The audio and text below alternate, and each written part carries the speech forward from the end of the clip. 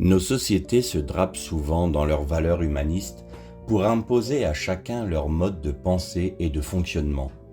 Au nom de l'humanisme, nous devrions accepter que le péché entre dans nos lieux de culte, car sinon, nous sommes étiquetés comme intolérants. Je ne parle bien évidemment pas de toutes ces personnes altruistes qui cherchent véritablement à aider leurs prochains. Nous trouvons de grands bienfaits dans l'humanisme, mais je voudrais m'attarder avec vous sur la source de celui-ci et son mécanisme. L'humanisme est né du rejet des commandements de Dieu par nos sociétés et leur volonté de déterminer elles-mêmes ce qui est bien et ce qui est mal. Inversant bien souvent ces deux notions.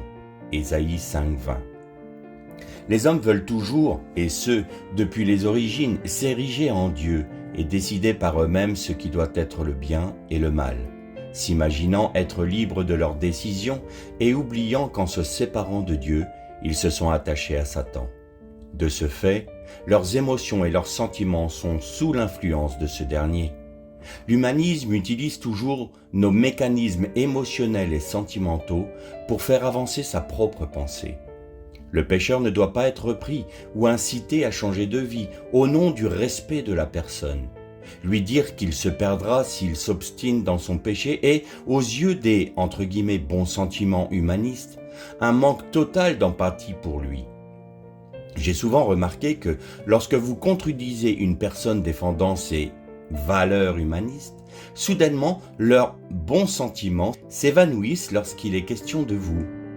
L'exigence que l'on vous demande pour accepter le péché au nom du sacro-saint respect disparaît pour vous et on vous fustige quand encore on n'use pas de violence à votre encontre. Nous pouvons donc légitimement nous poser la question de savoir si ces bons sentiments ne sont pas en réalité une pensée unique que l'on nous impose.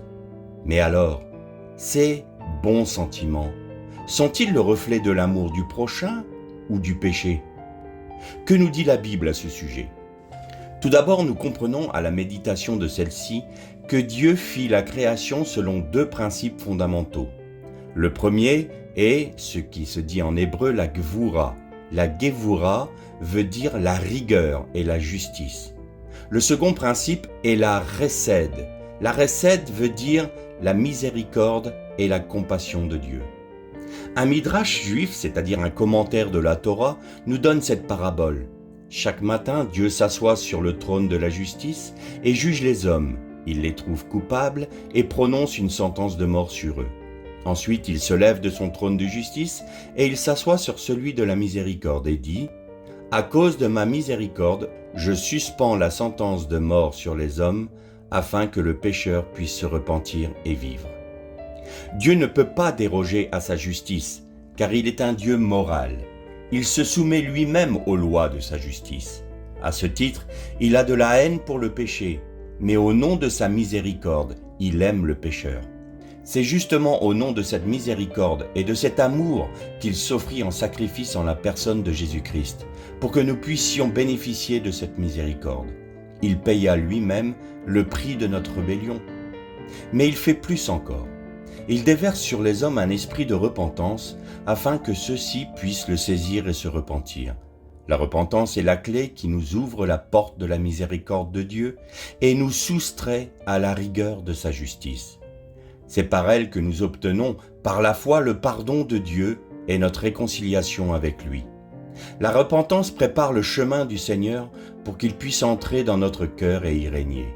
Les bons sentiments humanistes aiment le péché plus que le pécheur, tandis que Dieu a de la haine pour le péché, mais aime le pécheur au point d'avoir tout accompli pour lui sur la croix, lui offrant cet esprit de repentance afin qu'il le saisisse et échappe à la mort.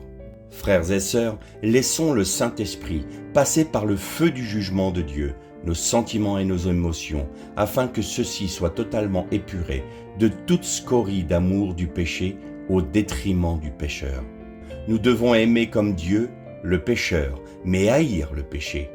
Revêtons donc les sentiments du Christ. Philippiens 2:5.